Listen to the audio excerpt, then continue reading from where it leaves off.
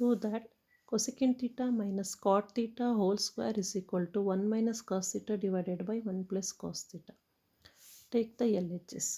Cosecant theta, that is equal to 1 by sin theta minus cot theta, that is cos theta divided by sin theta whole square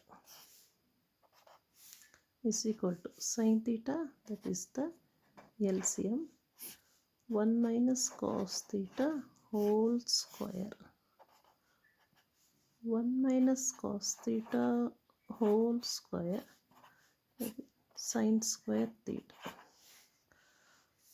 Again 1 minus cos theta whole square is equal to 1 minus cos theta into 1 minus cos theta, that is 1 minus cos theta into 1 minus cos theta.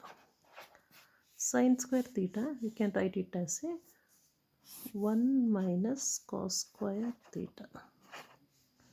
Again 1 minus cos theta into 1 minus cos theta divided by, that is 1 minus cos square theta is equal to 1 plus cos theta into 1 minus cos theta, that is a square minus b square is equal to a plus b into a minus b. We can write 1 plus cos theta into 1 minus cos theta.